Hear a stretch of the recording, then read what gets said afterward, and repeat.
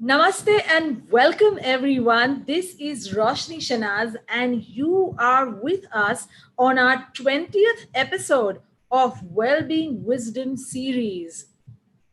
This is though, extremely low from within, to think that we are going to be ending the series for season one tomorrow. But I'm sure that very, very soon, in the next few weeks, we shall be back with a bang with many more incredible, awesome souls from my life's journey. So, today on our Fantastic Friday, I have an extremely charming and fun loving person that I very lately know of since the last year. She has been a very renowned journalist, she's an accomplished author, she is also the chairperson of the Om Puri Foundation. So please share your hearts and your blessings and your welcome notes in the comments to welcome dearest Nandita Puri. Nandita, welcome and thank you so much for joining us. Lovely to be here and wonderful to meet you. I remember when we met, this is what we exchanged and I have it. And I'm looking forward to it. Thank you so much. And you've been doing a fabulous job. I mean, to take people every day for various sessions, being there. This is a period of lockdown. We're all by ourselves and you are there for everyone and it's wonderful.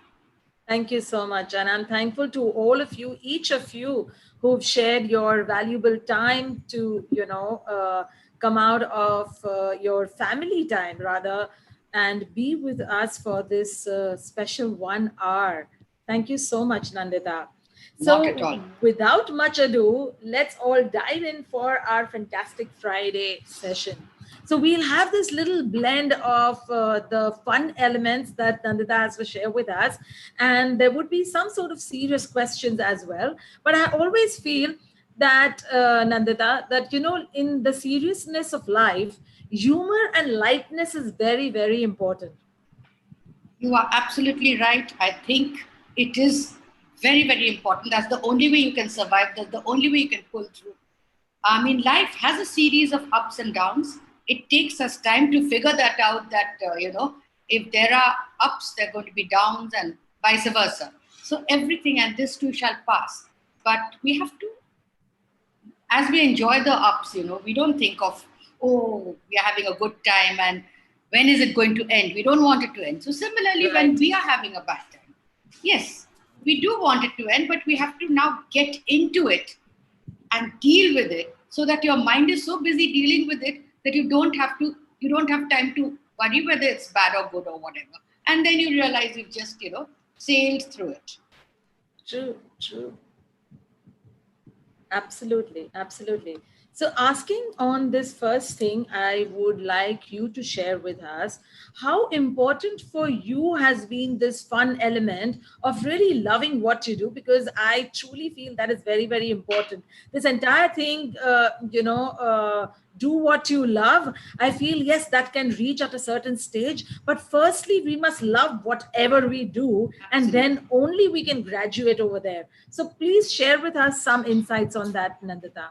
See, I think I have to be very honest. I'm one of, touch wood, very lucky, very blessed, and I really thank God for that because I am doing what I love most.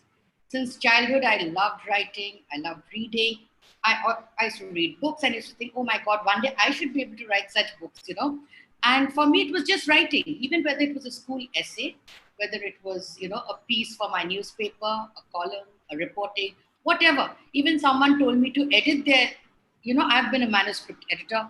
I love writing. And of course, writing is one of the poorest paying jobs in the world. So I always tell people, if you want to be a writer, I always, advise young writers, if you want to be a writer, a book author, don't depend on it because you'll starve.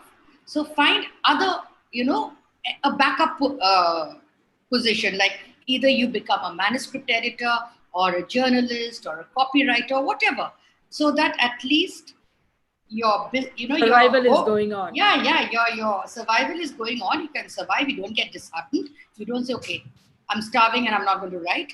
And touch wood, I've been lucky because if you have a backup profession. That is very important. It may not also be as a writer. You can be a banker. You can be anything, but a backup position.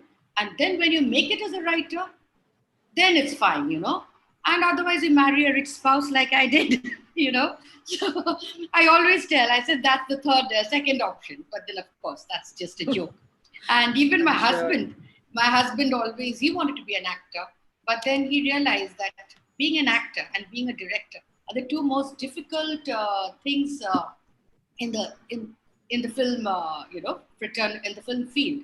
So he always said have a backup, and he taught acting. He taught speech and movement in RoshaniShenazz class after having trained as an actor for 5 years, till he made it big with his film. And then when he realized that okay, I can survive just on acting alone, then he went on. So I think it is always better in professions like these, which are uncertain, not Right. very, not very steady, to Hmm. have a backup. Hmm.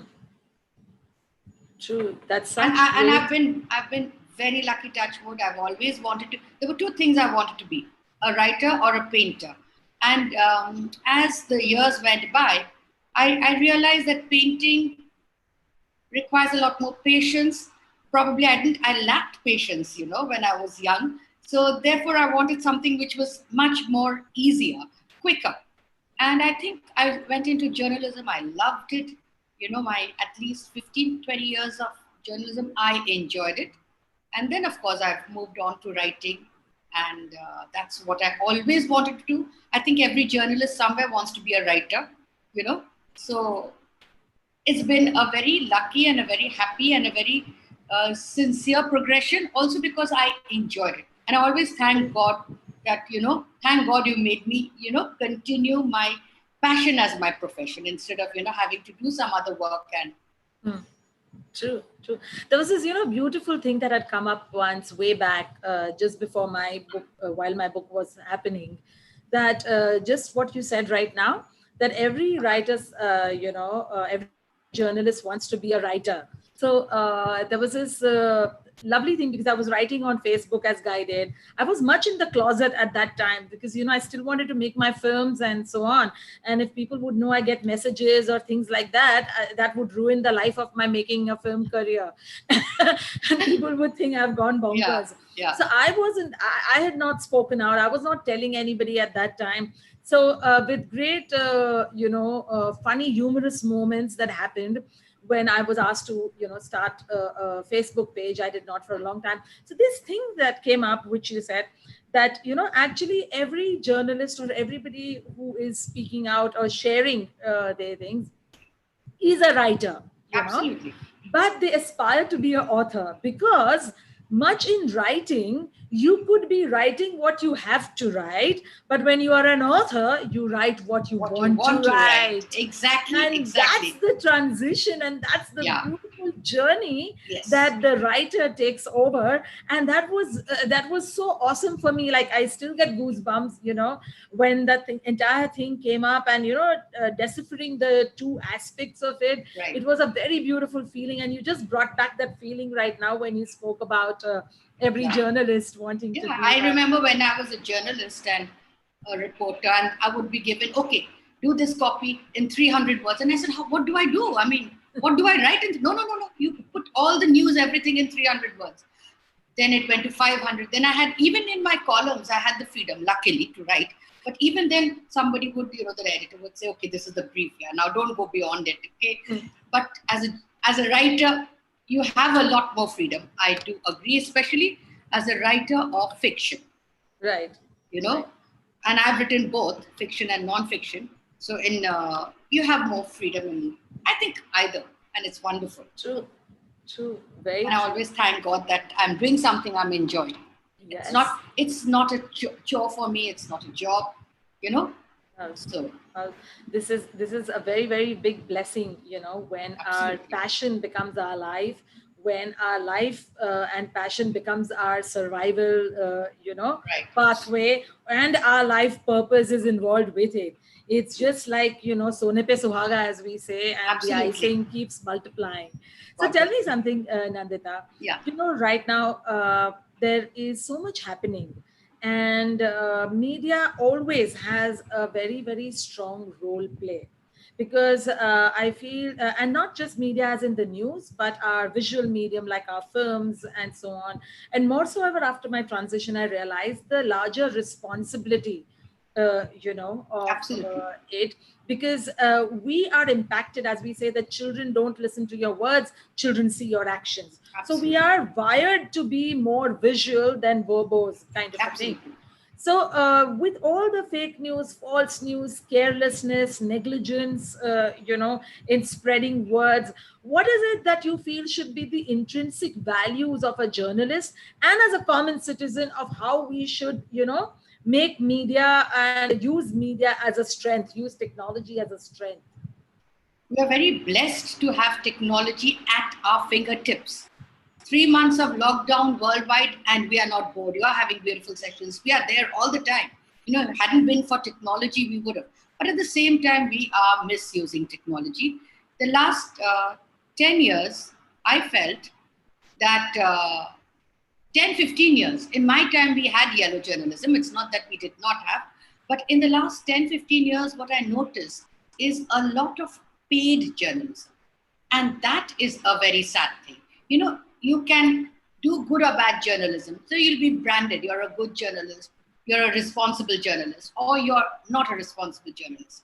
But to be branded as you're a paid journalist is a very sad thing, because journalism, there are certain things like law, medicine, journalism, you cannot fool around. You have a responsibility towards your people, towards the world, towards the nation, towards humankind, and you can't sell your soul. And it is very sad the way, I've noticed last 10, 15 years, journalism became essentially paid journalism. And that was one of the reasons which I used to love journalism. I used to love being a journalist. But of late, I find it very embarrassing to even say, I was a journalist. Because you see Wow. the way the fraternity and too many, it's like overkill of channels. Everyone is pulling out a channel. There's competition. That rivalry of TRPs. So, and this breaking news, everyone's breaking with a false and a fake news. So that is actually killing it. I think we should have a few sensible, responsible channels. Everyone should go through the tests, and some government-owned channels which are there in every country, which you can't stop. So, and I think it is the intrinsic duty of every person, more so journalists, to be very responsible. True. So very beautiful. So very beautiful. And yes, on a funny note, this whole breaking news thing has been truly breaking hearts, breaking souls, breaking the legs of more, true journalism, or, that honest conscience, journalism that is there to share with the people of that I am the eyes. It's like, when we say in a company, the receptionist is the face of the company, Yeah, kind of a absolutely. thing.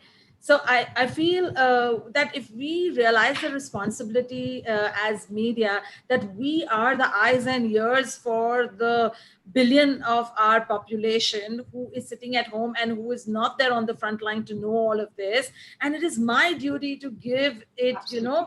verbatim to what honestly lies out there in the larger picture. So thank you so Absolutely. much for I mean, it's this. sad, because I remember when we were journalists, we had to really go, and it was pre-Google days. I started out on a manual typewriter, and then I went on to a personal, you know, computer, and then a laptop, and then finally we have it all on the phone, which is fantastic. It's superb. But then, we actually cross-check facts. I think today everything is at the tip of your fingertips. Everything is at your fingertips, and you're not even bothered. So that is very, very sad. It's very, very sad. True, true. And I think half the people who call themselves journalists are not even sincere. They just think, okay, we haven't got a job there, so there's an opening here, so many channels, so let's walk in. Now that is not the attitude. You have to love teaching to be a teacher. You have to love journalism, reporting to be a journalist, you know. True, true.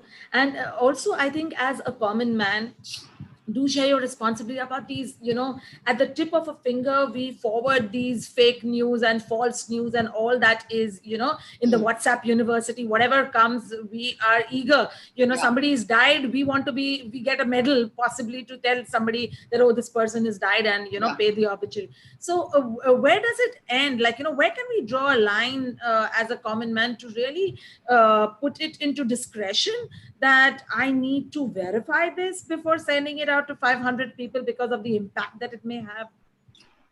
You know, at the moment we can't do much, but I think this lockdown is going to help a lot of people. The people who are going to send forwards, and they all thrive on their, the social media, WhatsApp, they're going to continue to do it because for want of anything better.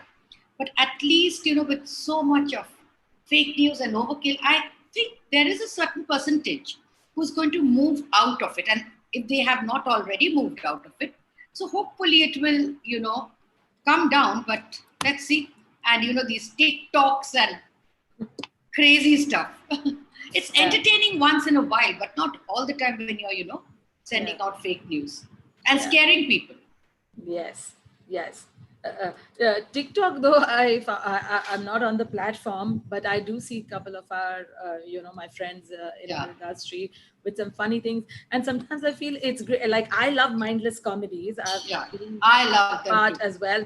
So, this put your brains at home comedies, I simply love, Absolutely. because you don't have to tax it, your True, true, brain. true. So some of these TikTok Are, videos, are very would good. just make you burst out. Yeah, I feel it's a great relief with absolutely. And they laughter. do, and they're actually quite good satire also. They have a lot of underlying meaning, depends on how you want to take it. And True, I actually love comedy.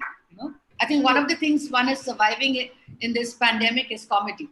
True. Good comedy. I always say that God has the best sense of humor. Otherwise, He wouldn't create monkeys like us. Ah, that's a good one. That's a good one. So, since you like comedy, are there any thoughts of writing? I will come to your serious book a little later. But Yeah. are there any thoughts which you've had to write some, very OTT kind of a comedy? Well, I have written an OTT kind of a comedy based on one of my short stories. It's Okay. called Masala Chai, as Oh, I'm lovely. having masala chai right now. Oh, wow. That's cool. So it's based on my short story called At Jenny's. It's about the group of women in a beauty parlor salon and Oh, how things unravel. So Anant Mahadevan and me have co-written the screenplay, and we are hoping after the lockdown to. It's a feel-good rom-com. So lovely. let's see. That's Look the forward. as far as I can get to comedy, but I love comedy. I love reading, and I think my writing, however serious, has a touch of humor somewhere. Awesome, awesome. That's the beauty. I remember when like I wasn't into spirituality or any kind of seeking while I was in the film's time till my own shift happened in life. But there were certain things that were very poignantly touched upon and that I could feel intuitively. So when I saw Bruce Almighty Right? as a film, Yeah, it played on my mind for a very very long time. It still is a very vivid film yeah, for me. And that's when it came, that someday I'm going to make very Abid thought that someday when I may be a filmmaker, I will make some very conscious films, that will have an underlying humor. meaning to life, Yes, but said absolutely. in a light hearted manner Yeah, with humor. Because absolutely. that's what I felt seeing that movie, that this is so very deep, Yeah, so very profound, but it is done in such a fluff way that you absolutely. lap it up like an ice cream kind of a thing. One prime example is Jane Bhi Do Yaro. Absolutely, I was just coming to it. I Considering have how seen, good it is, yeah, that it's and the such whole lot of them. lifelong. It is, I have seen that film. I've been seeing it before I knew Om Puri, and I've been seeing it, during and after, and we keep seeing it, I don't know, countless times. It's so relevant even today. True, true. I've seen it nth number of times as Exactly. well. It is, one of those few, as I always used to say, one of those few non-Amitabh films Right. that I have like racked up and seen so many times. And not So, only that, there's a story behind making Jane Bido Yaro is even more hilarious. please You know, share a little bit. Yeah. yeah, okay, like I remember it was a very tight budget film. Kundan Shah made it, and the entire film I think was made at a 16 lakh rupees or something. Wow. Yeah, with all the stars like Nasiruddin, Satisha, Ravi Vaswani, the Neena Gupta, Satish Kaushik, the whole lot of them. If I'm not mistaken, even less than that. I remember when I met Omji during City of Joy, he said the entire budget for the City of Joy Bisleri water, mineral water, was what Janabido Yaro was made with. And the actors were overworked. They had hired a bungalow in Alibag. People took turns to sleep. So there were, these four actors who were not required in the shot, they could sleep. Then when they were required, the others could sleep. And there were two very funny incidents. Once, the cameraman, but the technicians were not so lucky. So the cameraman, Vinod Pradhan, because they had to work overtime, and they had no time, they didn't sleep. So he was once standing with the eyepiece in the camera. And then Kundan said, okay, start action. And camera went rolling. And action, he announced, and the camera was on. And then after everything, he said, cut. And there was no cut. Because Vinod Pradhan was so tired, he stood and he slept off on the eyepiece itself. So that was hilarious. In fact, I've written the biography of Omji, Unlikely Hero. And Yes. here I mentioned. This was your first book, right? No, this was my second book. Second book, right. Sorry. So in this, there is, where I see, let's go to the movies, where Omji takes us to the movies. He's been behind the scenes, and he talks about Jane Bido Yaro. And of course, another very funny scene was, there was hardly any budget for food. So Kundan got his wife and one bite to cook. And every day, for the unit. So every day there was dudi ka sabzi and aloo ka sabzi. So that was basically dinner, lunch. So every time, it was lunchtime. So while the shot was going, Kundan would take the plate and keep looking and keep, filling in his plate. And moment he felt the shot was over, he said, cut. And he'd start eating, And he said, chalo, khalo. And then obviously he started first. So he finished first. And he said, tum log kya karte? Jaldi khalo. So it was too hilarious. The whole, I think there's a writer called Jai Arjun Singh, who's written a beautiful book on the little anecdotes of the making of Jane Bido Yaro. It was such a cult film. Beautiful. But there is so much of wisdom through both these incidences and stories that you've said. One, that how simple our lives are actually, how we have complicated it. And there are just some simple basics of life that we truly need. This joy, this bonding, this camaraderie that we share with people, this relationships that we share. And even if, the whole unit does not have that money, how to make do with the resources you have. You don't need money to make that classic. It's a cult film. How you can be content with the resources and try to that. I also learned from Subhashji as an assistant director, that you make the best of what is in hand. When the set was not ready, when things were not ready, from one wall he has created 4 different rooms, from one plywood. So one plywood shifted into 4 different things, and we had 4 different rooms to shoot for, kind of a thing. Yes. And that's what was picking up. It was not the creativity or working on the scene, but this is what I was picking up, that as in our language it says jugaad. Jugaad. Yeah, that's what they teach you in drama school. And in fact, Omji and Subhashji were batchmates in FTII. Yes, and it just kind of made me feel that how in our daily life also we just need to look with what I have and make the use of it, rather than just garnering and hoarding things that are out there into the world. So many dresses just 4 of them are being washed and used and reused, and we don't need. There's one bag, one crossbody bag when I'm going out to buy the grocery. The rest of it is all lying. So we really don't need. Maybe, True. a few things we need, and that's about it. True, true. So, So tell me something during this lockdown period. What is it that you have rediscovered about yourself and your son? You told me that you're locked down in your office and not your home because yes. work has been going on. Yeah. So how has it been with your son? And what are the new things you have this aha moment about for your own self? So basically, yeah, I'm missing my house only a bit.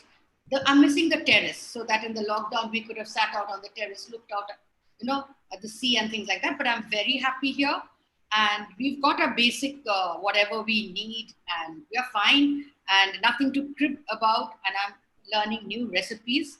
Looking at the net, my husband was a fabulous cook. He was an awesome cook, and in fact, my son says, Baba would have been very happy the way you're, inventing new stuff.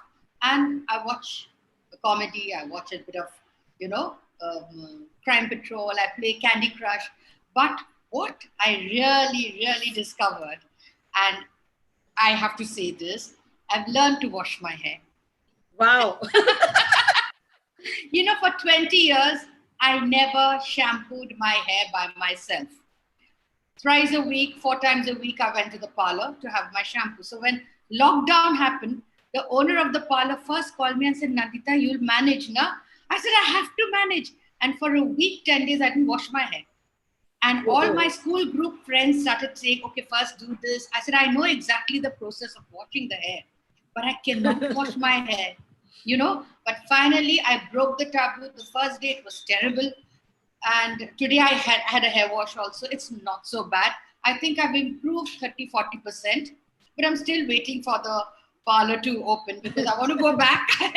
That's one thing I'm really suffering. Okay. But Okay.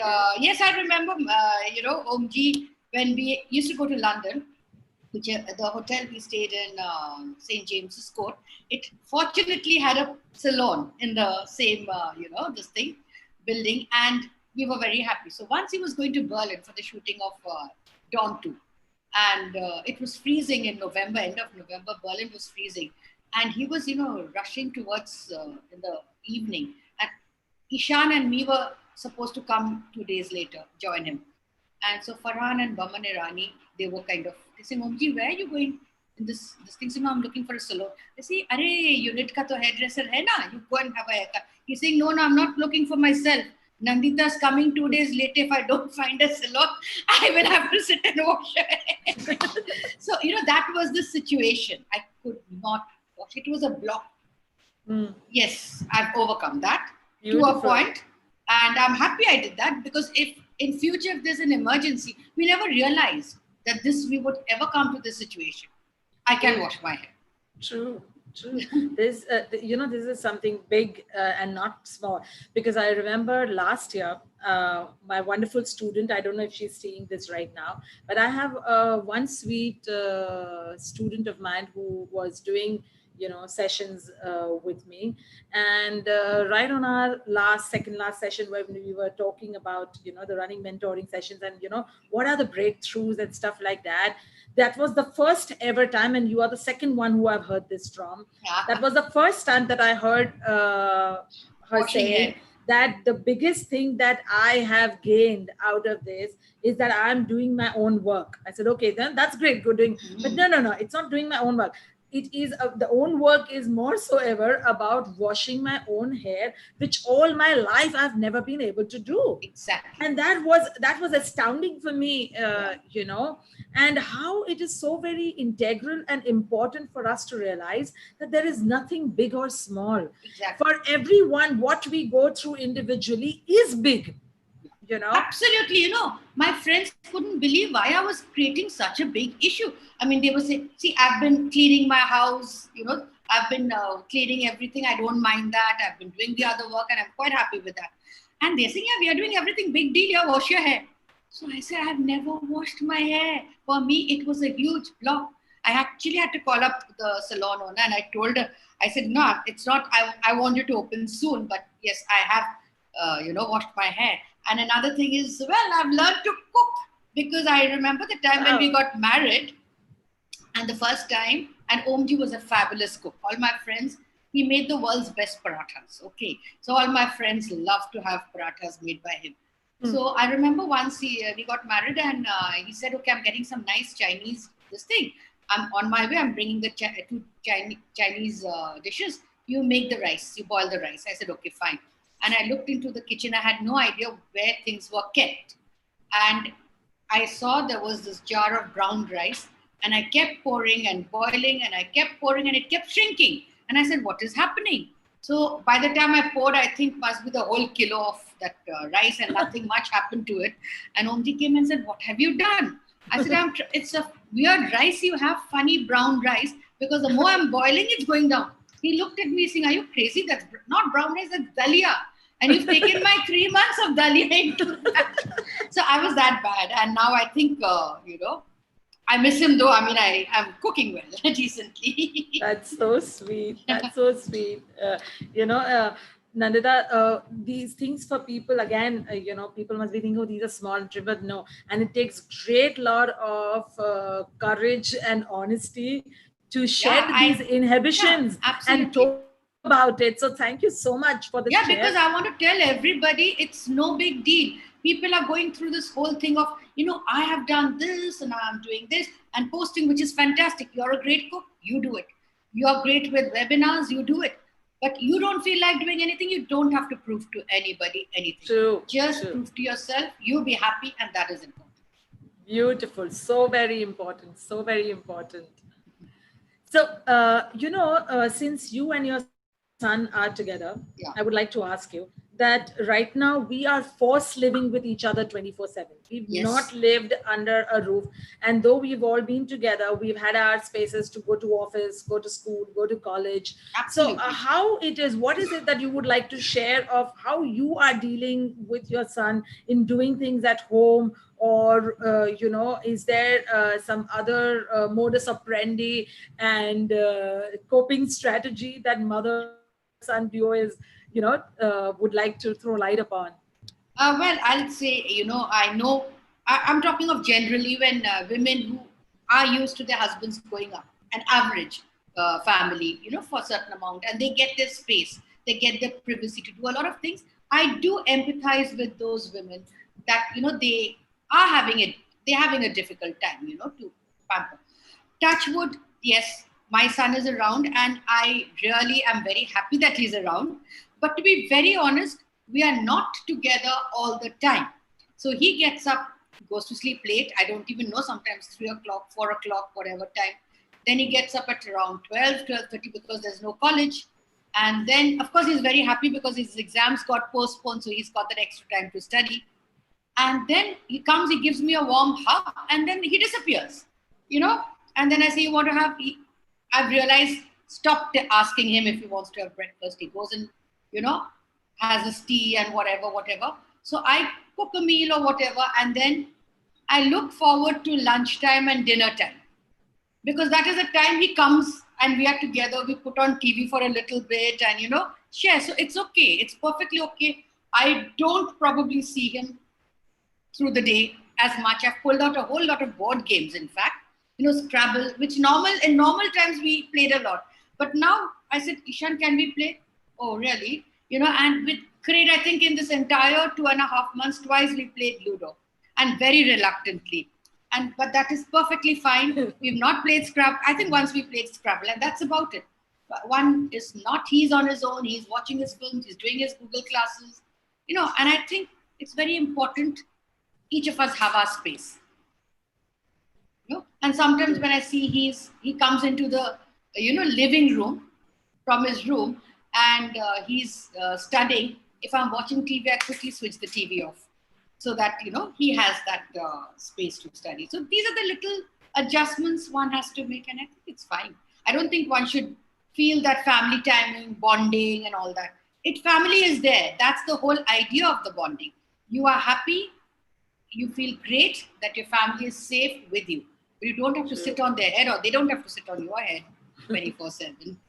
So true, so true. This is so beautiful for everyone to know that right now we are going through a more challenging time, being, forced to see each other's face, almost like, Exactly. being in a home. But even though people who don't have homes where you can be in different rooms or anything, what here she's trying to share is that let us give space to our loved ones as well, so that they can have their own me time, even though we are all cramped up and living together right now, so that we can give them a breather as well, help them to introspect into their own lives and rediscover themselves, rather than Absolutely. wanting that time for ourselves, Absolutely. kind Absolutely. of a thing. So beautiful. Thank you. So as we move ahead closer to our closing in some time, I would love to ask you last two important questions. One, that your book Jennifer, which recently got launched in March, Mhm. just at the time of the lockdown. And I know that even though with the lockdown, it is going to reach many, many hearts, simply because of, I think, the The subject. authenticity and the vulnerability of the subject, which is child trafficking.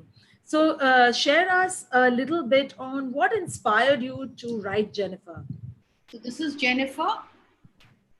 So this is it started about 5 years ago when my activist lawyer friend came and said, I know about this case about this girl who was trafficked out of India as an 8-year-old under the garb of adoption, went into Wow. a American home, was sexually abused by the white American father, moved into Wow. another white American home, was again further sexually abused there, and then changed 50 foster care homes in the US. 50. 50, yes. Wow. And US foster care system is the worst in the world. Okay. So after that, by the time she was 18, she came out of foster care, but by that time she was battered, bruised, sexually battered and bruised, went into drugs, went to all wrong things. Then she became a shoplifter, a mugger, and a hustler. And then she married a black American guy who was from Chicago. He was a fourth generation hustler in crack cocaine, and the husband and wife hustled together. And then they had two kids, a 4-year-old and a 3-year-old, and they were busted undercover. And that's when they found out that though she had spent 22 years in the US from the age of, you know, 8, about 20 years, yes, her papers were never sorted. And so, Wow. stupidly, they deported her. And the idiot Indian ambassador sitting there, she signed her deportation where she should not have. She should have said, okay, fine, her papers are not sorted. She's been charged for aggravated felony. Keep her in your prison 2 years, 3 years, 5 years. After that, it is your duty to process her papers because she's an American citizen. So she's been deported back to India with a 4-year-old and a 3-year-old and a husband in jail and the mother-in-law looking after the children. So it was a very tough life. And when I read this, too many things happened, and she needed to go back to the US, and she couldn't enter the US for the next 20 years. So the idea of writing the book was to bring awareness of this very serious subject of inter-country adoption, which is basically child trafficking under the garb of inter-country adoption. And it is very, very serious. I had nothing to do with child trafficking or anything. So 5 years I've been studying, because it's a serious subject, and there were lots of international organizations involved. Wow. We have the Vatican, we have certain sects of the missionaries of charity. I wouldn't like to blame the entire. And then we also have the Illuminati, the very powerful elite of the world who are today playing politics all over there, the shadow government of the world. And when I was writing about it, we had to be very careful because the book could get into trouble, the publishers would get into trouble. So it took me about 6 months for lawyers to across continents to cross verify, and finally it's out. And I hope Jennifer reaches home, and through Jennifer other Jennifers also reach home. There are many of these Jennifers, and I really wish, intercountry adoption would stop, because we have enough Indians here who want to adopt. We don't have to send them abroad. And it is also very jarring. When you suddenly have a white American with a black American child, the questions are asked. So better to have similar looking, featured people, so that parents, so that you are comfortable. So that is one of the reasons, according to the Hague Convention, where you have to think 10 times before sending out children for adoption, because Right, right. And therefore, I think in India also the adoption rules have become stricter. The they rules of have become the stricter. surrogacy Yes, rules yes. have become stricter, and so on, because I'm there so is so glad. much Yes, of misuse that yes, happens of these, God-gifted ways in which we can actually be there for each other and absolutely. humanity. But unfortunately, as Yeah, we say, that in the duality, the good and the bad, the black and the white, and the yin and the yang will always coexist. And absolutely, we must only absolutely. work and focus, where am I tilting, what is the Exactly. predominant way in which I am operating, True. and take that path ahead towards what we are gravitating, in life. So thank you so much. It's very frightening, because today, over and above drugs, it is child trafficking, which is the highest, money making trade in the world. Right, right. True, true. We've been hearing so many cases, intercity, intercountry, Yeah, and as you put yeah, it, yeah, absolutely. on an international Yeah, platform as well. And I think we need to address it in a yes, larger way. yes, And may, as you said, God bless all of these souls. May there be wisdom, and may they see the light of the day for a absolutely. better future. And So the entire proceeds of of the book is going to help, to rehabilitate children who've been trafficked out in whatever little way. hmm, hmm, true, true. And we're Yes. also in the lockdown. I've just finished the screenplay of the book, so hopefully Lovely. we'll, Lovely. That's awesome. That's awesome. So there's one of our person on the Facebook, Razveen, is asking about marrying. So Razveen, this is not about marrying a black American or person and having mixed genes or anything of that sort. This is about adoption. So yes, that when you are born into something, you have the mother tongue, you have the mother and father both, and both contribute to the upbringing of the child. But over here, what Nandita is speaking about is adoption, whereby the child is born in a certain culture already, and it has got his or her own understanding till the age of 7, 8. It's not a 3 month or 6 month old who has been adopted and taken to America, and whose upbringing is in that culture by true, itself. So this, she's talking about how we can avoid these little, beyond a certain age, especially adoption of absolutely, children, whereby we can look out for the country and the culture that the child has already absolutely, spent those conscious, rather, absolutely. 5, 6 years Yeah, in the surrounding. So it is more to do with that than marrying yeah, outside the country or culture or yeah, anything of that sort. absolutely, absolutely. Ultimately, we have to marry a good human being, and Yeah, no exactly. It religious, doesn't matter. Yes, label or absolutely, culture status labels actually matter. absolutely. So yes.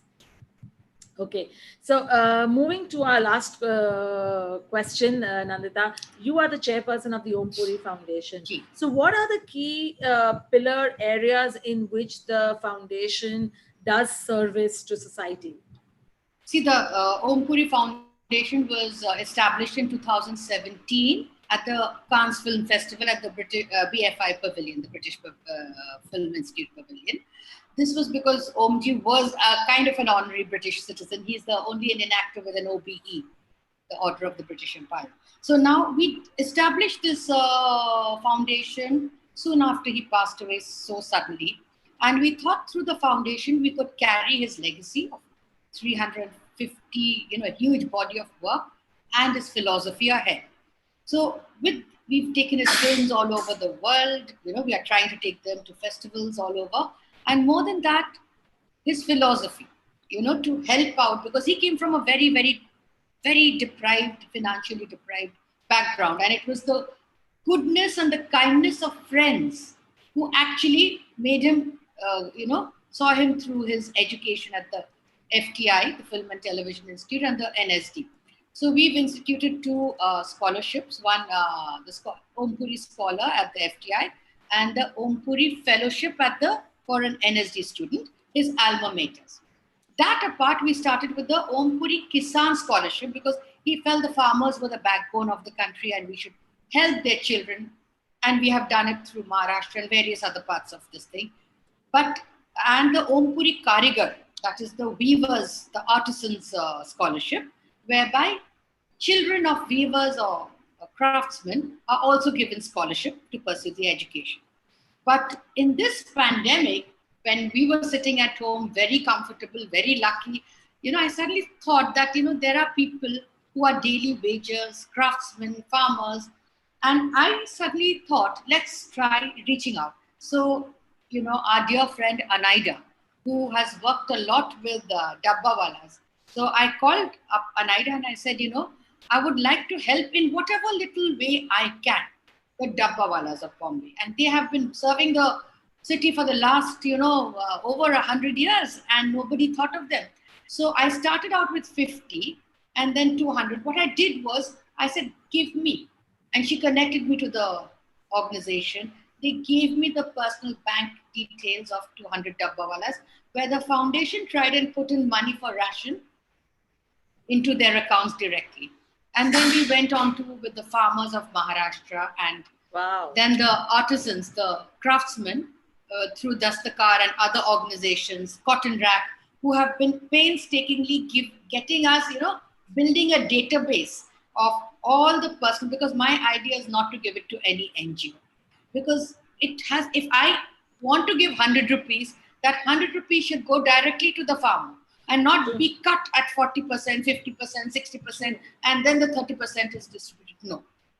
So, and luckily for me, so far, I have friends who help me out, so I don't really pay them or anything. They are just friends. They are volunteers. They help me. And currently we are trying to build up a base for the West Bengal cyclone relief. So we've tied up with 2 NGOs who I told them, I'm not giving you guys money, okay? You give me your database. So they said, of course, and they are giving me, and they said, we'll put you as partners. I said, you can put me anything, but I'm giving it directly to the people affected. So this is our little way of helping. We are very small in the whole thing, but this is Omji's philanthropy and philosophy, which we want to continue. Lovely. This is in no way small, Nandita, and any which ways, even if it was, this is definitely not small. But even if it was, whatever an individual is also that is doing, important. Yes. I feel to always and always know that nothing and no help and nothing at all is ever small or big in the eyes of God. And that little one vada pav and that one smile or one consolation that don't worry, sab theek ho jayega, is so very important and can really go a long way. So it is, really incredible stuff that you're doing. And not incredible. I feel, we are blessed. I'm lucky. Absolutely. So absolutely. It's no big deal. And I never call them, I never say, I'm doing charity. That is one word I hate to use. And I don't even want to say, I say deserving. Because today they are deserving. Tomorrow I may be deserving. So the idea is to be deserving, not, poor or needy or thing. Nobody's poor. True, very true, very true.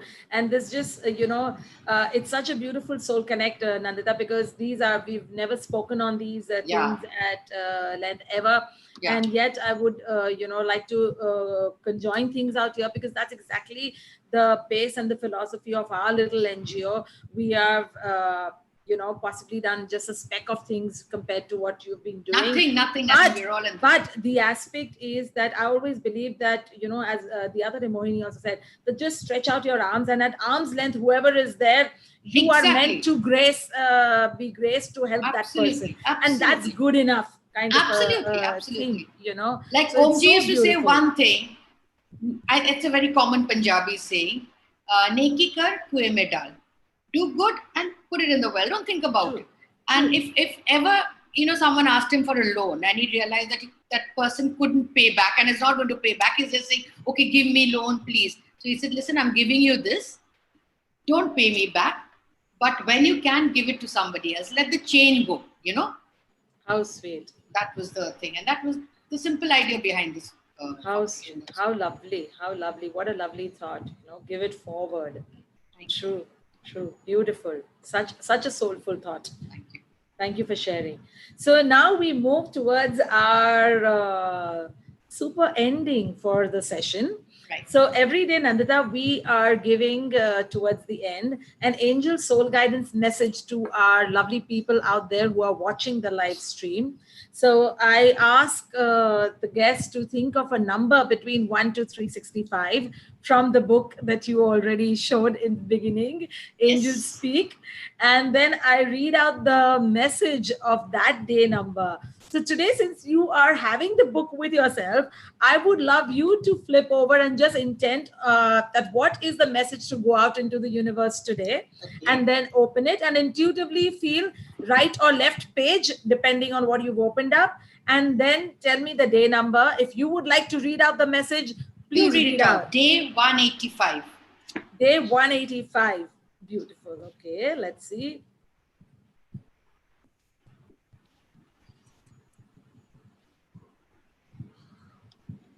And just like every day, this is another message based on something that we have been sharing through the session. Be just like the Creator and shine your light upon any situation that is not built on the basis of love and joy. Remember that light is most valued during darkness.